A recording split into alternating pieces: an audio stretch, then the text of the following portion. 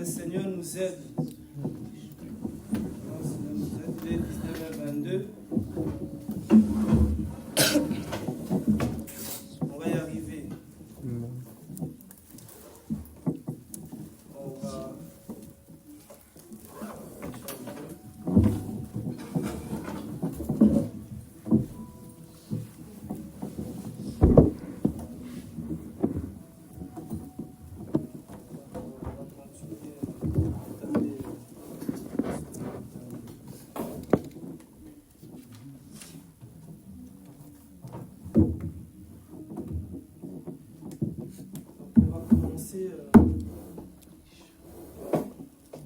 Parce qu'on a déjà commencé, c'est vrai que merci Seigneur pour tous ceux qui sont là aujourd'hui.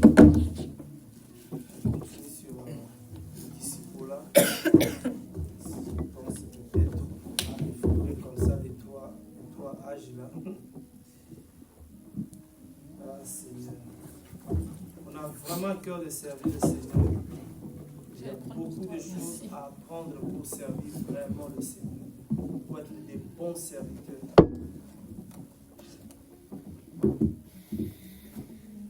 Moi, je disais tout à l'heure avec le bien-aimé que nous, quand on a commencé à prier, vraiment, c'était l'armée.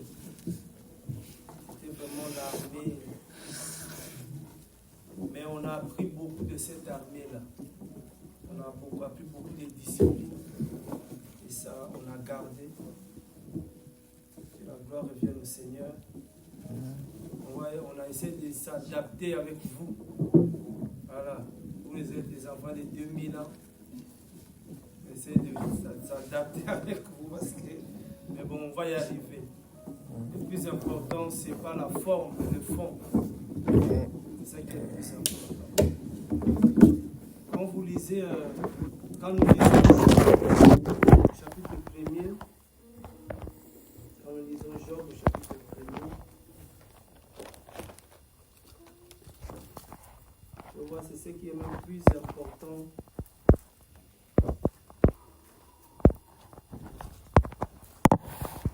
Verset 8. J'avais dit peut-être dans les jours à venir, on va essayer de faire l'effort pour que ça soit partagé, ce qu'on partage ici. Peut-être il y en a qui veulent bien être là, mais ne peuvent pas être là non plus. Parce que voilà, il y a où ils sont dans le transport, où ils sont à la maison, mais ils peuvent écouter. Et, comme j'ai dit, il faut que l'Assemblée de Rennes travaille un peu pour mettre ce moyen-là en place pour que les autres aussi en bénéficient. Donc, Job chapitre 1er, le verset 8, le Seigneur dit à Satan, as-tu fixé ton cœur sur mon serviteur Job? Il n'y a personne comme lui sur la terre. C'est un homme parfait et droit, craignant Elohim et se détournant du mal.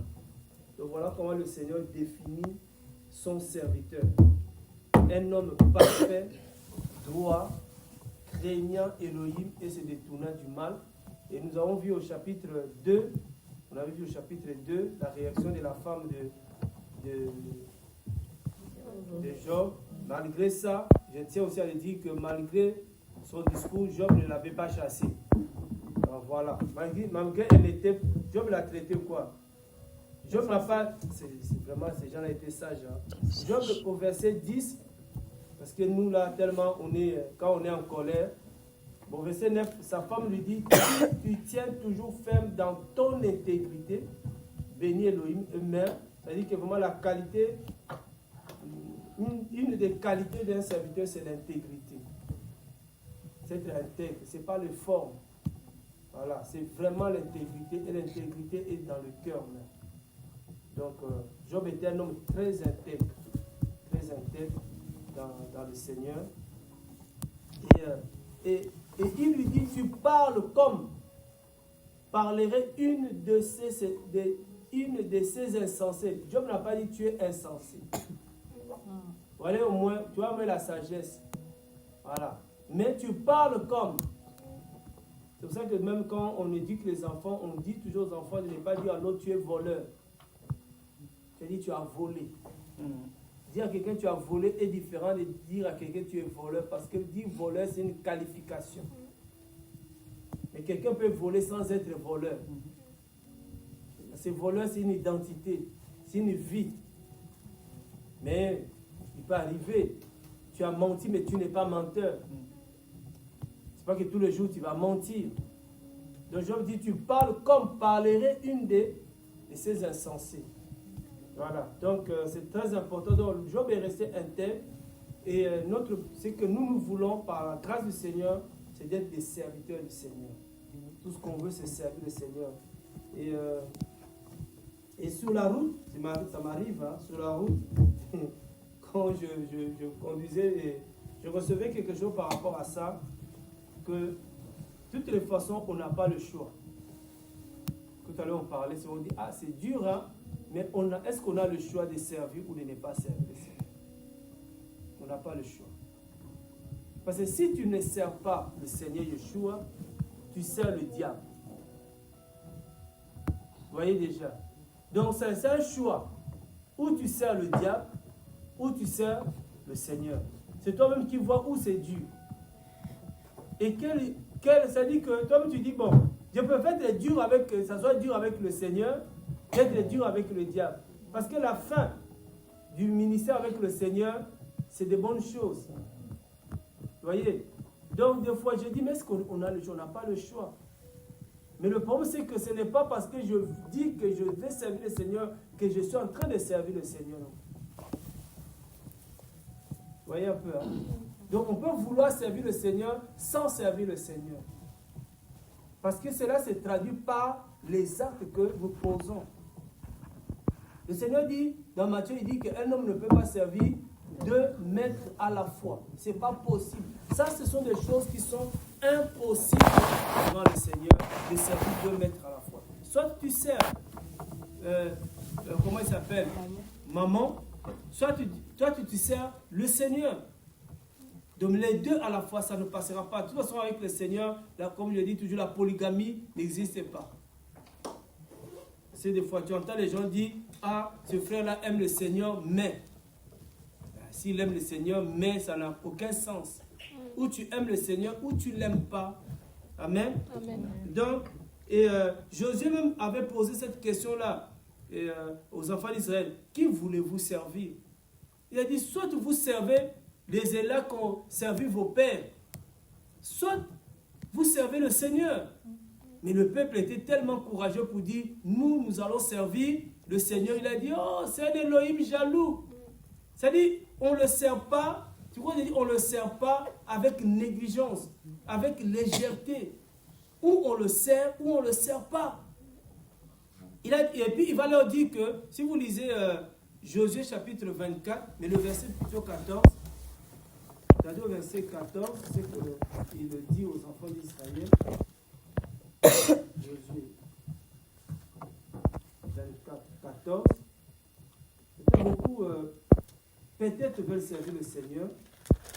C'est nous qui donne des acquis. Vous allez voir toujours la même chose comme on disait tout à l'heure qui va revenir. C'est pas la forme, c'est pas les efforts physiques. C'est pas parce que tu vas servir le Seigneur, tu dois être un homme qui gêne beaucoup. Non, c'est pas ça qui compte devant le Seigneur. Vous allez voir que c'est toujours la même chose. Au verset 14, il dit, maintenant, craignez Yahweh et servez-les. Avec quoi? Intégrité. Et avec fidélité. Donc, on continue à nous ajouter des éléments qui font de nous des bons serviteurs devant le Seigneur. C'est la crainte du Seigneur qui est d'abord le plus important. Or, la crainte du Seigneur, c'est la haine tout simplement du péché. Craignez Yahweh et servez-les. Tu ne peux pas servir le Seigneur sans avoir la crainte du Seigneur. Ce n'est pas possible. Vous voyez déjà? Donc, tout ce que le Seigneur attend de nous, c'est vraiment la crainte de Yahweh qui est tout simplement, ce n'est pas la peur du Seigneur, mais c'est vraiment la haine du péché. C'est-à-dire dans notre cœur, c'est-à-dire que tu détestes le péché, même si tu n'as pas de force contre le péché, personnellement, mais tu détestes le péché. Voyez, tu détestes le péché et c'est comme ça que quelqu'un qui déteste le péché, c'est celui-là qui va même crier au Seigneur. Seigneur, je ne veux pas de ça. Seigneur, aide-moi à me débarrasser de ça. Mais quelqu'un qui aime le péché ne va jamais demander qu'on vienne lui débarrasser de ce péché-là. Vous voyez, hein? Quelqu'un qui n'aime pas le péché, comme je disais dimanche, le travail que je faisais, si j'étais quelqu'un qui aimait beaucoup l'argent, je ne pouvais pas crier au Seigneur de me sauver de là. J'ai dit, Seigneur, sauve-moi de ce travail, parce que je savais que ce travail pouvait m'amener en enfer. Parce que les images, quand c'est des images bizarres que tu vois dans la journée, ça risque de revenir la nuit déjà. Souvent, il y a des fois des choses qu'on rêve la nuit, c'est des choses qu'on a beaucoup vues la journée. Tu penses tellement à la voiture, tu dors, tu vois, on te fait un cadeau de la voiture. Tu dis, oh le Seigneur, j'ai vu une vision. Non, c'est la pensée. Tout est dans le pensée. Hein. Parce qu'en réalité, bon, ce n'est pas l'enseignement d'aujourd'hui, mais quand la Bible dit, c'est lui qui a le cœur pur. Le cœur, c'est quoi? Le cœur, c'est que les pensées, hein. Les émotions, les sentiments. Hein. Vous voyez déjà, celui qui a des pensées pures, c'est celui qui verra le Seigneur. Or, plus on passe le temps à voir tellement de mauvaises choses, ça va revenir dans nos pensées, ça entre dans le conscient et le subconscient de l'homme. C'est parce que même quand nous autres nous prions, on va même, Seigneur, purifier même le subconscient là. Amen. Ah oui. Seigneur, lave-moi dedans vraiment. Parce que je ne sais pas tout ce qui est entré là. Tu vas regarder le match, tu vois la nuit là, c'est comme si c'était toi qui jouais. Donc vous voyez, la crainte du Seigneur, la haine du péché, c'est quelque chose qui doit être en nous, la haine du péché. La haine du péché, pas de l'homme, la haine du péché. Et le Seigneur dit dans Apocalypse, j'aime beaucoup, même si le Seigneur c'est un bon père. Hein. C'est-à-dire, il peut, soyons vraiment des pères comme ça, il peut te cogner, mais quand même il t'encourage quelque part. Il vient, il dit à Éphèse, ce que je contre toi, c'est que tu as abandonné quoi? Ton premier amour. Ah, donc il vient là, il cogne. Mais, regardez au verset 6. C'est un bon père. Nous, on passe notre temps à cogner. Il n'y a même pas d'encouragement. C'est-à-dire que, j'ai fait cette erreur hier. Le Seigneur me pardonne. Je ne savais pas quand ma femme a regardé sur le truc d'école, mais ce n'est pas l'école directe, mais le privé, école directe et publique, c'est autre chose là. Et quand même, voir que Manoir devait nous remettre un document à signer. Pronote. Ah, mais Manoir n'aimait pas. Et quand même, il dit, mais Manoir, tu n'as pas de résultat de contrôle à nous donner. Oh si, mais pourquoi tu ne donnes pas? Il ne vient pas. Je dis, les notes, quand ça ne descend pas, je dis, c'est que les papiers pèsent lourd. Oh non, ça ne pèse pas. Je dis, ça c'est 0. Non, ce n'est pas 0. Donc moi, au moins déjà, j'ai commencé par à l'encourager. Je sais que ce n'est pas 5, c'est 10. C'est moi, mais j'ai tapé 0. On lui dit, ce n'est pas 0. Ça peut être 1 ou 2. Ok. Et quand il amène le papier, j'ai dit, tu vois, parce que ça, c'est de mauvaises notes, tu ne travailles pas bien. Et puis, il m'a repris, il m'a dit, est-ce que souvent j'amène des mauvaises notes? Une fois seulement. Donc, sur une fois, vous me tapez comme si c'est toute ma vie comme ça. Vous voyez un peu? C'est-à-dire que nous, on reste toujours, ça c'est l'homme, hein. L'homme, il reste toujours sur le mal. Il oublie toujours tout le bien que tu peux lui faire. Il va garder que le mal que tu lui as fait. Comme on dit, un mal annule du bien. Mais dans le Seigneur, ce n'est pas le cas. Le Seigneur dit, c'est que j'ai contre toi, tu as abandonné ton premier amour. Gifle, pas. Reprends ton premier amour, d'accord. Mais regardez le verset 6. Waouh, Dieu, c'est vraiment ça c'est le Père. Moi, je prie que le Seigneur me donne le cœur du Père. Même si j'étais contre, mais un moment, je t'encourage aussi parce que je sais que tu n'es pas quand même 100% mauvais. Il y a quand même des bonnes choses. Ayons aussi le côté où on encourage les autres quand c'est bien. Mais quand aussi c'est mal, on dit que c'est mal. Parce que nous, le fait qu'il y a tellement d'émotions, tellement de sentiments, quand c'est mal, on ne dit pas. Bon, ça c'est aussi vraiment, j'ai fait mes culpas comme ça. Hein. Ça date. Chaque fois quand Kamel préparait, quand c'est bien, je ne disais rien. Mais le jour que ce n'est pas bien, j'ai dit non, ce n'est pas bien. Et le jour, la mère dit, mais quand c'est bien, dis aussi. Donc j'ai appris maintenant, quand c'est bien, je dis, waouh, c'est bon. Quand c'est pas bon, on dit, c'est pas bon. Voilà, on encourage et on dénonce aussi. Quand c'est bien, il faut dire, ah, le frère aujourd'hui c'était bien, l'exhortation c'était bien. Mais quand c'est mauvais, frère, tu as tapé à côté. Il faut le dire aussi. C'est encouragé, tout ça c'est des encouragements. Parce que nous, tellement on a peur, soit déjà vous dites de blesser, mais tu blesses ici parce que vous savez beaucoup quand nous blessons, c'est parce que des fois on reprend publiquement. Ça, les gens n'aiment pas. Tu reprends quelqu'un à côté, ça passe. Mais tu aimes reprendre tout le monde, souvent devant tout le monde, il y en a qui n'aiment pas. Ouais. Donc le Seigneur dit, mais tu as ceci parce que tu hais les œuvres de Nicolaïde, lequel j'ai hais moi aussi. Vous voyez quand même, ce côté-là, le Seigneur l'a encouragé. Tu as perdu le premier amour, mais je t'encourage quand même de le retrouver. Mais tu as quand même aussi des bonnes choses. Tu hais les œuvres de Nicolaïde. Que les œuvres que moi aussi j'ai. Vous voyez un peu? Donc, c'est ça le Seigneur. Il ne faut pas s'arrêter sur le mal.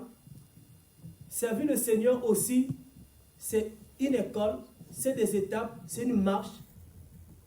Comme on dit, c'est vrai que beaucoup sont découragés, ils ont abandonné servir le Seigneur parce qu'une fois sont tombés. Moi, j'encourage les gens, je dis, si quelqu'un tombe et se relève, je l'appelle champion. Pour moi, c'est des champions. Des gens qui tombent et qui se relèvent. Mais quelqu'un qui tombe, mais qui ne se relève pas, ça, ce n'est pas un champion. C'est pour ça que quelqu'un qui est tombé et qui se relève, il faut glorifier le Seigneur. Ce n'est pas donné à tout le monde. Vous voyez? Il y a même des jours où on m'appelle quelqu'un qui était tombé et retombé encore. J'ai dit, oh. J'ai dit, je n'ai même pas voulu entrer dedans. J'ai dit, je savais que tu allais retomber encore. C'est ta vie. Parce que tu n'as pas encore la haine du péché. Et c'est ça que le Seigneur veut voir en nous. Paul dit, je fais ce que je ne veux pas. Mais je ne fais pas ce que je veux. C'est-à-dire, il haïssait le péché, mais le péché le poursuivait. Et il a crié au Seigneur. Paul, il n'aimait pas le péché. C'est comme Lot. On ne peut pas aimer le péché. Même s'il arrive que tu pêches, c'est quelqu'un qui a le... C'est quoi je dis, quelqu'un déjà qui a le Saint-Esprit, quand il pêche, il est mal. Et puis tu peux le voir triste même. Dis qu'est-ce qu'il y a, non, laisse-moi. C'est comme si ma journée est gâtée. Mais quelqu'un qui n'a pas le Seigneur, qui ne craint pas le Seigneur, le péché, ça lui dit absolument rien. Le péché, ça lui dit absolument rien. Il prend plaisir au péché. Ça, c'est déjà une différence entre nous. Une différence. Et la Bible dit, on verra cette différence entre ceux qui servent le Seigneur et ceux qui ne le servent pas. Les gens qui servent le Seigneur réellement, ils ont la crainte du Seigneur. Ils sont intègres et ils sont fidèles. Fidèles même dans les engagements. Je dis, la vie chrétienne, c'est un mariage. C'est-à-dire, c'est une alliance que nous signons avec le Seigneur. C'est pourquoi le Seigneur a dit que voilà, l'Église doit être avec l'homme, doit aimer sa femme comme Christ a aimé l'Église. C'est un mariage, une alliance. Et ça demande la fidélité. L'engagement que je prends, je dois rester fidèle. Quand le Seigneur dit, quand le Fils de l'homme reviendra, trouvera-t-il la foi? Est-ce que la foi là, c'est la fidélité? Est-ce qu'il y aura encore des gens qui, avec tout ce qui est en train d'arriver là, est-ce qu'il y en a qui vont tenir ferme? Il y en a qui vont dire, moi je vais servir le Seigneur, coûte que coûte, je vais servir le Seigneur. Parce que la tentation sera tellement forte, de plus en plus. La corruption va devenir normale. Normale. Moi j'ai connu une sœur ici. Quand je cherchais du travail, je ne le trouvais pas. Une sœur est venue me voir. Il m'a dit, il faut gonfler ton CV. Vous ne savez pas que le CV c'est gonfle. Il m'a dit, tu mets maçon, tu as été maçon à Paris. Il dit, moi, Je n'ai jamais touché à la maçonnerie. Je n'ai pas travaillé à Paris. Il dit, si tu ne mets pas tout ça, tu n'auras pas le travail. J'ai dit, non, laisse mon CV vide.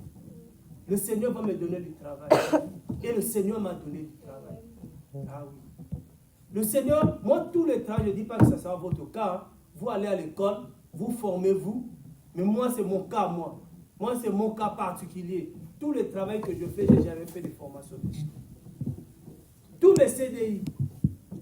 Là où j'ai fait des formations, j'ai fait des intérims. Mais là où je ne fais pas de formation, j'ai fait des CDI. Et on me prend CV vide, on me forme, je suis dedans. Amen. Ça veut dire que le Seigneur, ce qu'il attend de nous, à de ses serviteurs, c'est la fidélité. Déjà. L'intégrité. Telle que on te connaît dans le Seigneur, tu dois y rester. On ne peut pas être, comme on dit, fanta cola. Hein? Et un moment tu es noir, un autre moment tu es... Non. Si tu es noir avec le Seigneur, tu dois rester noir. C'est pour ça que je vais vraiment prendre ça comme ça, mais on continuera plus tard. C'est que le Seigneur a de m'enseigner, parce que quel est l'objectif? Qu'est-ce que le Seigneur attend de nous aussi? C'est le fruit, comme on avait dit. Tout chrétien doit produire des fruits. Et j'ai remarqué une chose dans le fruit, j'étais en train de dire ça hier, hein, et je ne donne pas l'heure, sinon ça va. Donc, oh non, c'est comment à cette heure-là, je ne dors pas. Mais bon. Matthieu 7, regardez ce que j'ai vu. Je vous dis, c'est un peu vraiment les détails. Et vous allez vous habituer avec moi pour les détails. Voilà. D'abord, dans Matthieu 7, 16. Matthieu 7, 16. Dans mon cœur, il y a des fois des prières que je fais dans mon cœur, je dis Seigneur, tu me donnes une maison avec cave. Je crée l'espace. Comme ça, on fait l'enseignement dedans, c'est fini. Ah, s'il veut, hein. Moi, je ne sais pas, moi, je prie comme ça. Tu nous donnes un endroit, vraiment, il n'y a pas, on vient là. Seigneur, vraiment. Regardez dans Matthieu 7, le verset 16, il dit quoi? Vous les reconnaîtrez à leurs fruits. Des raisins s'écueillent-ils sur des épines ou des figues sur des chardons? Donc, en méditant, j'ai dit, nous, enfants du Seigneur, on va nous reconnaître. Ceux qui ont le Saint-Esprit, bien sûr. Parce que tout le monde va dire, si on dit tu as le Saint-Esprit, tout le monde va dire oui. Personne ne va te contredire. Hein. Mais comment reconnaître un disciple? On reconnaît un disciple par le fruit. Ce n'est pas par les dons. Donc le Saint-Esprit en nous, il manifeste les dons. Mais je vis que l'esprit de Python manifeste aussi ses dons. Jézabel manifeste aussi les dons. Voyez. Donc, et même ce qui est même dangereux, c'est que l'esprit de Python manifeste certains dons limite avec le don du Saint-Esprit. Quelqu'un qui peut manifester par l'esprit de Python, mais tu n'as pas le discernement, tu penses que c'est le Saint-Esprit. Mais là où ils ne peuvent pas imiter, c'est le fruit. Parce que le fruit que produise le Saint-Esprit en nous, aucun esprit ne peut le produire. Ce sont les fruits du Saint-Esprit. Et j'ai vu ici qu'on ne parle pas d'un fruit, mais de beaucoup de fruits. On avait déjà commencé, je pense, à donner une liste de fruits, si vous vous souvenez. Il y a beaucoup de fruits que le Saint-Esprit en nous, celui qui a le Saint-Esprit, tu ne vas faire aucun effort. Mais parce que tu vas rester intègre. Intègre, ça veut dire que c'est quelqu'un qui est planté dans le zoo. La Bible dit que celui qui est planté dans l'eau donnera le fruit, le psaume 1, verset 3. Celui qui médite sa parole jour et nuit, il est comme un arbre planté près d'un courant d'eau et qui donne. Ah, donc, si on est dans l'eau, l'eau c'est quoi? C'est la parole. Nous sommes dans la parole, nous baignons dans la parole, méditons la parole, vivons la parole, mangeons la parole, marchons selon la parole, nous allons produire des fruits. Ce n'est pas parce que tu vas faire des efforts que les fruits là vont commencer à se produire. Non, non, non. C'est le fait de vivre la parole. Les fruits vont commencer à se manifester. Le fruit du Saint-Esprit. Amen. Amen. Et il dit les fruits. Vous voyez ici le verset 20. Verset 20 aussi. Voilà. Et même le verset même 18. Voilà. Même le verset 18, c'est quoi? Je vous disais tout à l'heure. Tout ça, vous pouvez lire. Il dit, un bon arbre ne peut pas produire des mauvais fruits. Ce n'est pas possible. Un arbre, un bon, c'est lui qui a le Saint-Esprit, il ne peut pas commencer à produire des mauvais fruits. Ni un arbre pourri, parce qu'il y en a, produit des bons fruits. Tout arbre qui ne produit pas de ça me fait peur. Ça, c'est vraiment le verset qui me fait peur. Ouais. Tout arbre qui ne produit pas de bons fruits est coupé et jeté au feu. Tout ce qu'on ne veut pas. C'est le feu là. Tout le travail qu'on fait nous là, c'est pour ne pas aller au feu. On ne veut pas aller au feu. Amen. Mais le Seigneur dit, si tu ne produis pas le fruit, c'est pourquoi j'ai toujours dit, c'est vrai, il y aura le jugement final, mais pour moi, le jugement est déjà fait. Parce que quand tu lis la parole, tu vois que la parole est en train de te juger. Qui va aller au feu, c'est celui qui ne produit pas de bons fruits. Il y a toute une liste. Revoyez ça un peu ou reméditez ça pour ceux qui n'ont pas encore revu. Revoyez ça. C'est pourquoi j'ai dit c'est mieux qu'on enregistre. Comme ça, on peut dire, ah, on va réécouter ça. Parce que moi, je pars. Vous voyez? Donc, le fruit, on a parlé de fruits. Le fruit comme la sanctification. Il y a des références, on a donné. Le fruit dans Galates, on a donné. Le fruit de la repentance, on a donné. Le fruit de l'évangélisation de la parole. Il y a beaucoup de fruits, on reviendra par la grâce de Dieu. Donc, on doit produire des fruits. Mais c'est le Saint-Esprit qui produit ce fruit-là en nous. Il faut que le Saint-Esprit soit en nous. Or, pour que le Saint-Esprit soit en nous, là, c'est là où l'âge commence.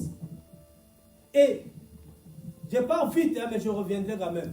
Ça dit que, qu'est-ce que le Seigneur est en train de m'enseigner par rapport aux âges? Ça dit que, pour produire des fruits, il faut atteindre l'âge qu'on appelle l'âge du père, l'âge adulte, l'âge de la maturité. Amen. Or, pour atteindre l'âge de la maturité, on traverse l'âge de la croissance. Il faut grandir d'abord. Tout le gens disent d'aller vite, mais c'est profond. Mais pour atteindre l'âge de la croissance, il faut naître d'abord. Quelqu'un qui n'est pas né ne peut pas grandir. Et ne peut pas devenir mature, ne peut pas produire des fruits. Voilà pourquoi on ne produit pas de fruits. Parce que beaucoup de nous, en réalité, ne sont même pas encore nés de nouveau.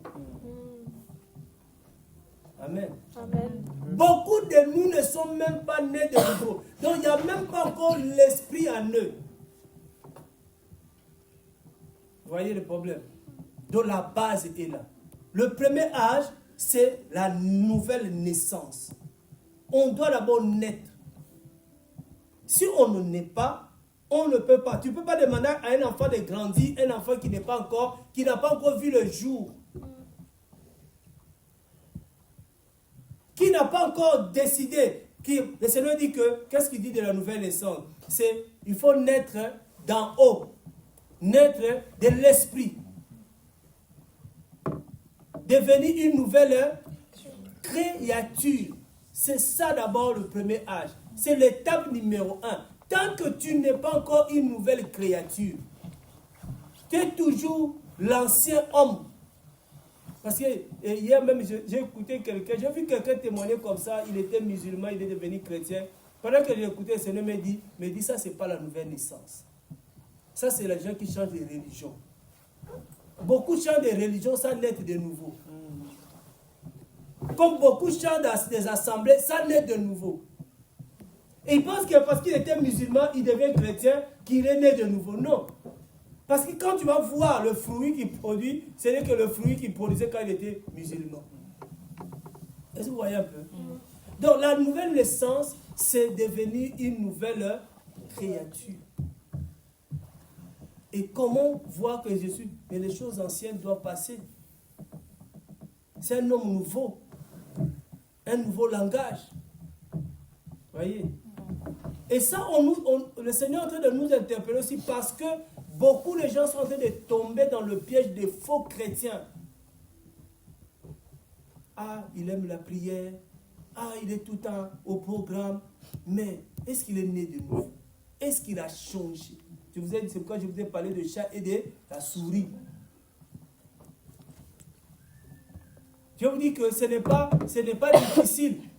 Toi-même, tu peux faire toi-même l'enquête autour de toi.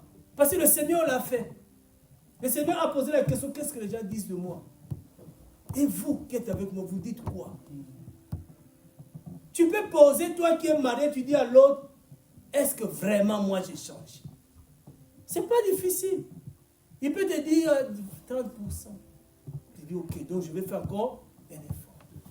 Quand on est au Mans, on a fini. Il y a des enfants qui sont allés voir leur père. Ils ont dit, papa, tout ça, on a dit, c'est toi.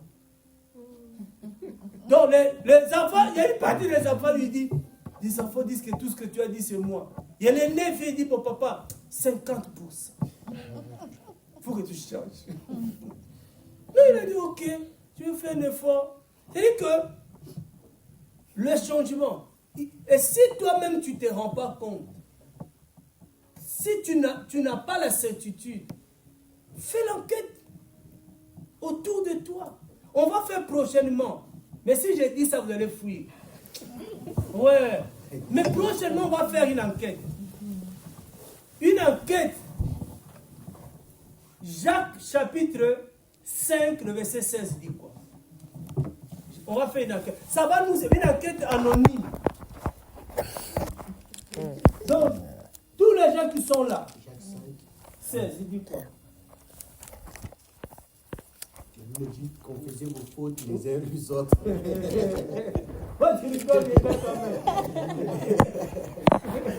Et priez les uns en faveur des autres, afin que vous soyez guéris.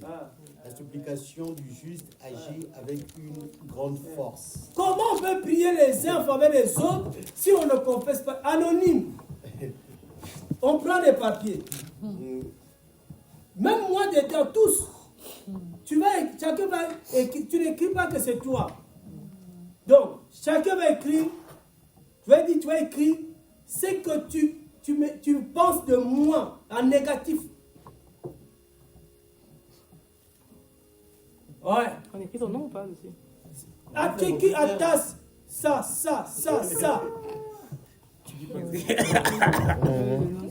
Frère, on fait une équipe. C'est une équipe. Comme ça, en négatif de chacun, et puis on prend, on dit bon, attache l'orgueil. Oh, tu vois comme ça en plus. Comme ça, toi-même, tu apprends de toi. Tout le monde apprend de moi. Ça fait du bien.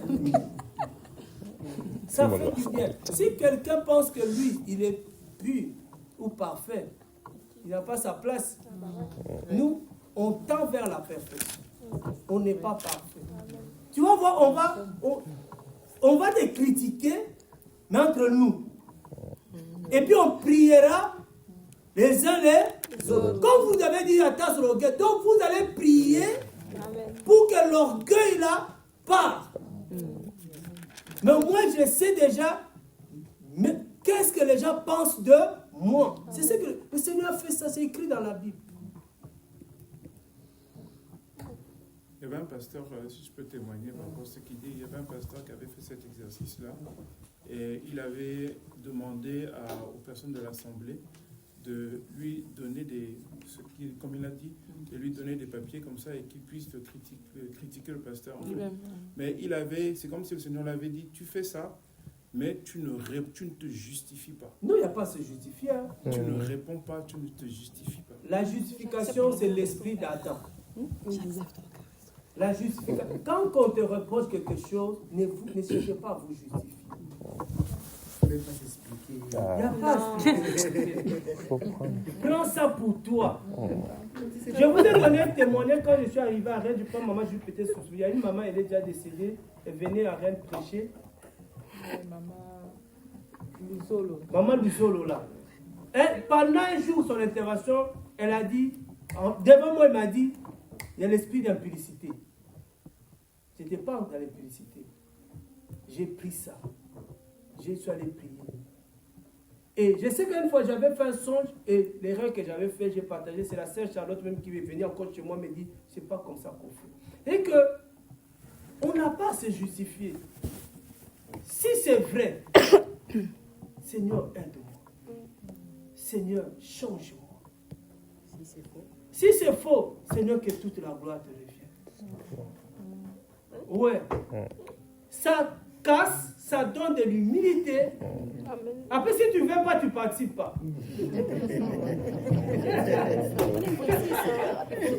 Peut-être tu ne te connais pas. Mais la vie chrétienne commence au premier âge. Le premier âge, c'est ça que vous appelez le premier âge. Hein? Donc le premier âge, c'est l'âge de la naissance. La naissance, c'est devenir une nouvelle personne. Une nouvelle personne, hein? Une nouvelle créature. Mais il y a des choses anciennes. Mais il y a des fois des choses qu'on trouve normales en nous. Mais qui ne sont pas normales.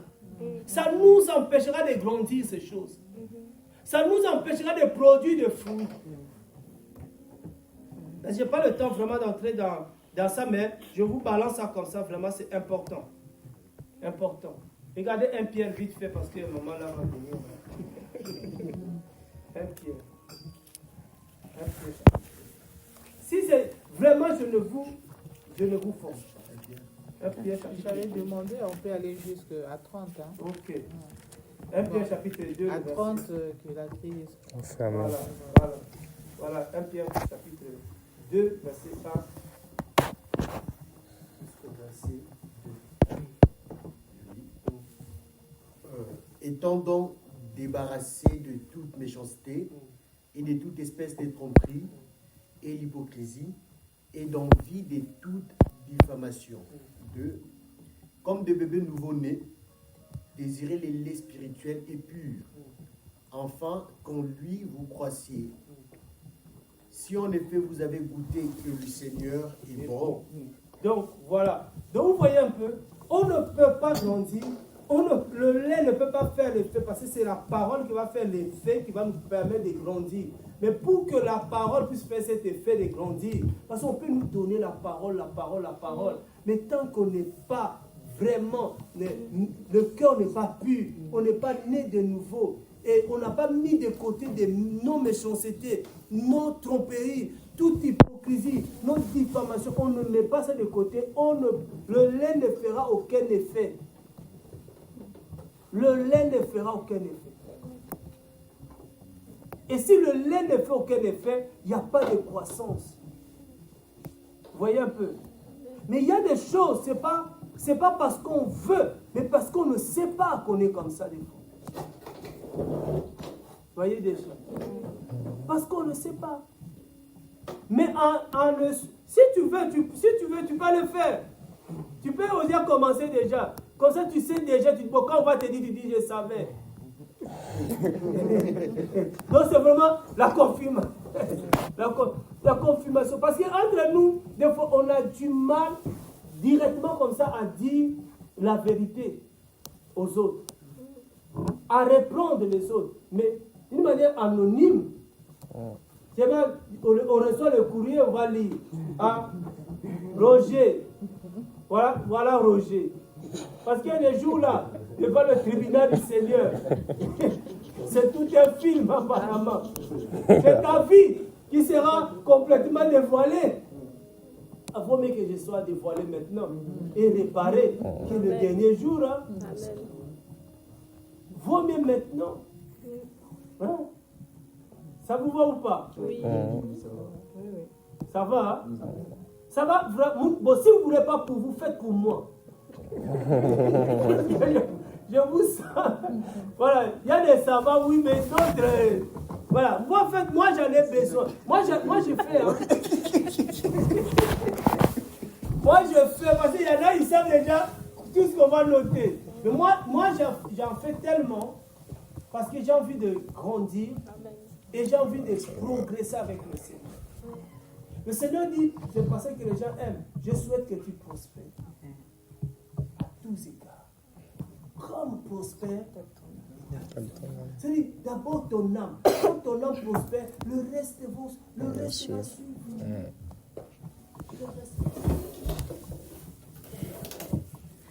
Nous, des fois, on fait ça comme on appelle ça bilan de la fin de l'année. On fait le bilan à la maison, on fait de l'année. Allez, ça bombarde. Ça part, ok. Bon, il y en a plus pleure. Hein, ah non, c'est pas comme. Non, ne dis pas que tu t'es justifié. Reçois pour toi.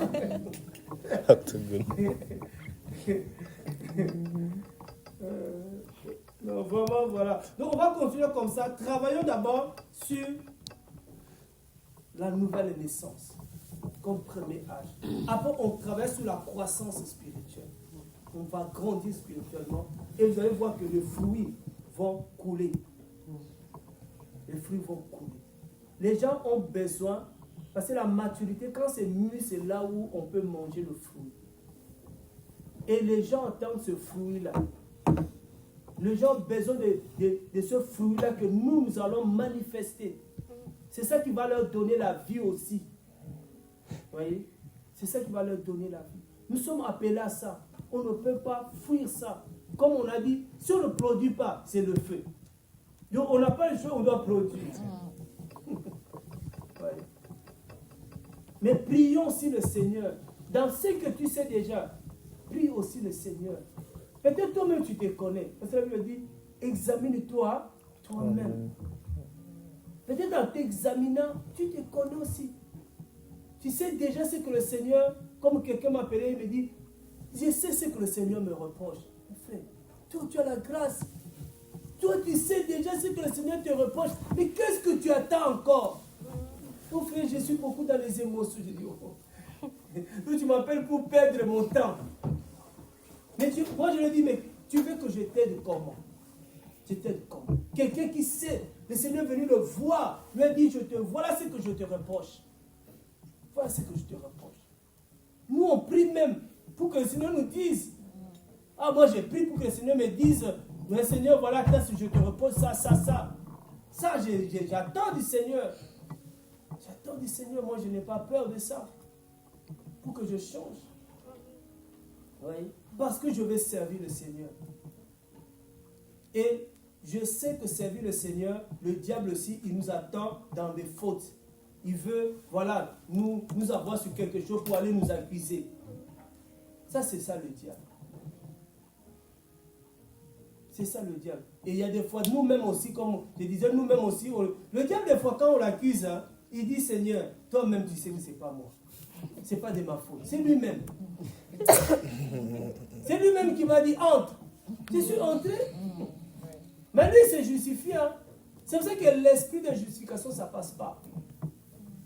Oh, la faute est telle. Oh, c'est à cause de tel. Oh non, non, ça ne passe pas devant le Seigneur. Le Seigneur veut seulement les gens qui reconnaissent leur faute. Et c'est ça l'humilité, reconnaître. Oh, je n'ai pas fait exprès. Mais le problème, ce n'est pas tu as fait exprès, tu as fait ou pas. Oui, mais pourquoi tu veux dire que je n'ai pas fait exprès? Tu as fait. Demande seulement pardon. Vous voyez? Donc, on va travailler la nouvelle naissance et pour qu'on soit vraiment des bons serviteurs et que le Seigneur nous aide à grandir.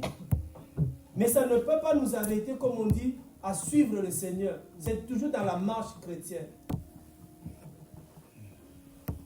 C'est toujours dans notre marche chrétienne. Et nous croyons qu'avec le Seigneur, on va y arriver.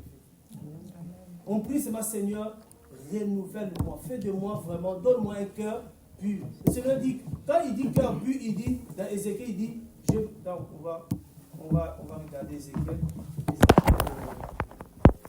Ézéchiel 36,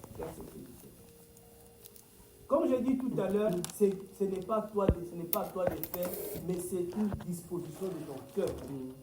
S'il n'y a pas cette disposition dans ton cœur, le Seigneur ne pourra rien faire. Le Seigneur, ce n'est pas un dictateur qui va venir t'imposer des choses. Il veut que tu libères ton cœur, que tu sois disposé. Vraiment, il ne force pas. Même si c'est ce qu'il veut, hein, mais il ne va pas forcer. Il ne va pas forcer. Jusqu'à ce que tu vas comprendre. Et tu vas dire, Seigneur, maintenant, fais ta parole. L'eau pure, c'est la parole. Et vous serez purifiés. C'est Paul nous dit que l'eau de baptême, l'eau normale, ce n'est pas ça qui purifie. Parce que beaucoup pensent qu'ils vont entrer dans l'eau, ils sortent, ils deviennent purs. Non, ce n'est pas ça. Vous voyez? Donc, vous serez purifiés. Je vous purifierai de toutes vos impurités et de toutes vos idoles. De toutes vos idoles. Le Seigneur, c'est ce qu'il veut. Il faut que nous aussi, qu'on soit disposés, on dit Seigneur, oui, purifie-moi. Parce qu'il y a des, on a peur, hein. Des fois, on fait Seigneur, sanctifie-moi, comme tu dis. Tu fais ça aussi? Il dit non, c'est de attends d'abord.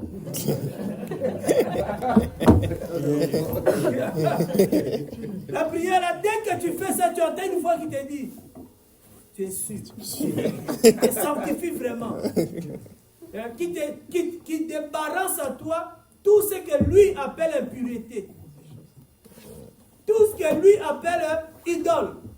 Peut-être toi-même tu ne penses pas, peut-être c'est le téléphone. Parce que nous quand on parle d'idole, on voit qu'il y a des démons. Ça peut être le téléphone, ça peut être la télé, ça peut être l'argent. Ah oui, c'est-à-dire le Seigneur, lui sait qu'est-ce qu'il est idole. Toi tu dis Seigneur, purifie-moi. Au fond, là, une fois tu dis, oh, calme. Parce que là, vous voyez, la sanctification, c'est la séparation. Hein. Sanctification, c'est séparer. Dis Seigneur, sanctifie-moi, Seigneur, sépare-moi. De qui? Point d'interrogation. Seigneur, c'est que toi, tu vois qui m'empêche de te suivre. Ah! C'est ton mari qui donne. Je ne sais pas. Il y a une sœur qui est venue nous voir un jour ici, dit, mon mari m'empêche de prier, tu dis, tu veux quoi? Pourquoi? Moi, j'ai dit, non, c'est une question. Tu veux quoi? S'il t'empêche, on peut la lever. Comment? J'ai dit, oh. Parce que quand vous priez là, vous voulez, le Seigneur a dit, femme, tu ne savez pas ce que vous demandez. C'est pour ça qu'il faut savoir ce que tu demandes. Si tu veux la sanctification, sois prêt. Beaucoup demandent la sanctification, mais avec frein à main. Seigneur, sanctifie-moi, mais si le Seigneur voit que le travail là, ça te sépare du Seigneur, ça te loin du Seigneur, il va l'enlever. Si c'est le mariage, il enlève. Est-ce que vous pensez que le mariage, c'est la sainteté? Non. Beaucoup de gens, à cause du mariage, aujourd'hui, ils sont éloignés du Seigneur. Beaucoup. Beaucoup. Donc, non. C'est-à-dire, toi, prie. Toi, tu veux quoi? Le ciel. Je suis en train de te préparer et de méditer qui soit sur notre espérance, l'espérance des chrétiens. En quoi nous espérons? C'est pour ça que ceux qui se marient là, il faut regarder si vous avez la même espérance. Toi, tu espères le ciel, l'autre espère la terre. Quand on va se marier, moi, on va l'habiter dans une île. Et pourtant, toi, tu dis qu'on va se marier, on va s'aimer à fond. Vous n'avez pas la même espérance. Vous n'avez pas la même vision. Donc, vous allez marcher dos à dos. Ah ouais. C'est pour ça que vraiment que le Seigneur nous aide. Par rapport à samedi, si ça va commencer par là, je ne sais pas. Être seul là, c'est un enseignement. Beaucoup sont mariés, mais ils sont seuls. Mariés, mais seuls. Voilà. Donc, vous voyez que prions le Seigneur avec sincérité de cœur. Que ce que tu demandes, tu sais ce que tu demandes.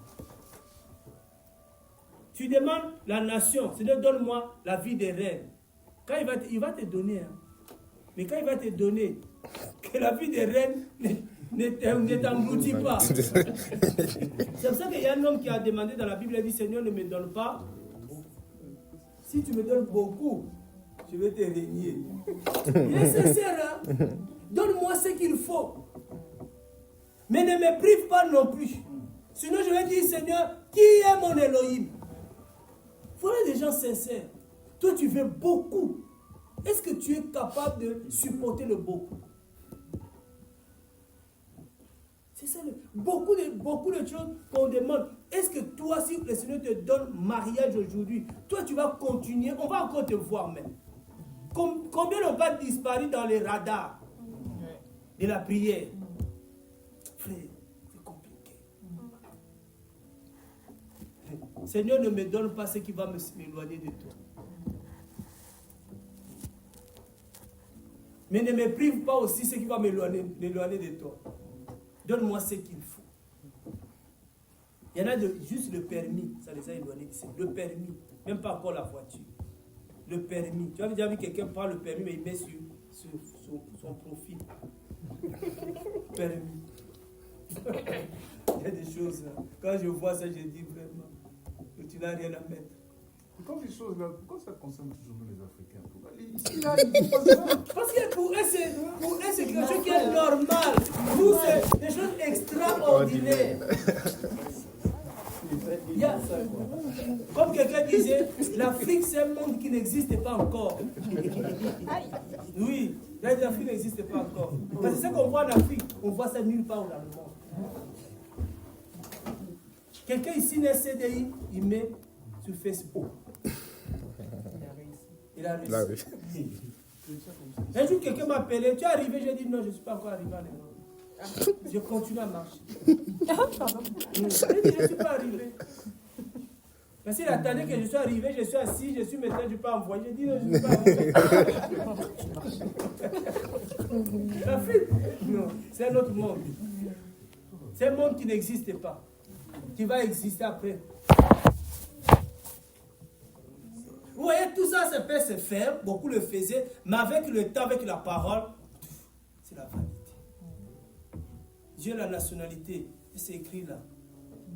Et c'est beaucoup qui meurent. Moi, je dis, il y en a même quand ils meurent, allez prendre les papiers, parce que ça brille dans les avions, dans les bateaux. C'est des papiers. L'argent, c'est des papiers. Quand il y en a qui se battent à cause de l'argent, l'argent, c'est des papiers. Une femme qui prête à son mari. Ça, depuis là, j'arrive pas encore à me réveiller de ça. Mais quand ton mari te demande, prête-moi, je vais... Oui, mais maman, tu prends ça pour le prêter. C'est ça, c'est ça. Il n'y a pas le compte commun. Hein? Il n'y a pas le compte commun. Non, j'ai dit, il y a un problème. Si elle travaille, lui travaille, c'est son argent. C'est pour ça que j'ai dit, mais on est un ou deux. C'est ça. J'ai dit vraiment, je les ai dit, vous m'avez choqué, mais je voulais résoudre un autre problème. Ça, on reviendra après parce que ça, j'essaie de comprendre comment je prête. Comment elle me prête. Nous, il n'y a que les enfants qui nous prêtent. Mais je lui ai donné, mais il me prête de temps en temps pour que je rembourse. Parce que c'est nous qui leur donnons. Mais ma femme ne peut pas me prêter. Je ne peux pas aussi prêter. Parce que je vais prendre ça où? On a un seul compte. Tout arrive dans un compte. Et puis on dispatche comme ça. C'est différent des gens qui ont plusieurs comptes et puis ça arrive comme... Nous, tout arrive dans un compte et puis ça fait ça. J'ai dit, c'est pas facile, mais ce sont des portes ouvertes à l'ennemi. Ça, les gens ne se rendent pas compte. Ce sont des portes. Tu vas tricher facilement. Mais un jour, les gens vont comprendre. Parce que si on n'a pas confiance qu'on est un, on doit voir, on doit dépenser ensemble, on doit tout faire ensemble, il y a encore du travail. Hein? Ne vous mariez pas.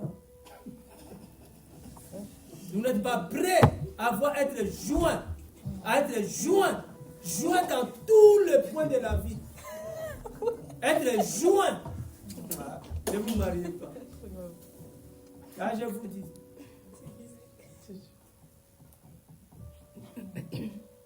Vous mariez même aux séparations des biens. Ah! Donc mes biens, c'est à moi. Oh, les biens que j'ai acquis avant le mariage. Oh. Mais vous savez qu'on était mariés avant d'être mariés. Ah ouais?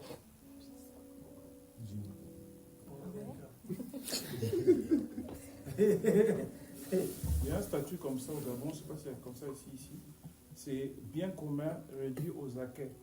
C'est-à-dire que si deux personnes se marient, tous les biens qu'ils ont possédés avant le mariage ne sont pas mélangés en fait. Ici Ça aussi. appartient. Ici Ici aussi. Mais il y a aussi ça ici, mais nous chrétiens, non. Des vrais chrétiens, non. Même mes biens, tout c'est à nous. Voilà. Le patrimoine.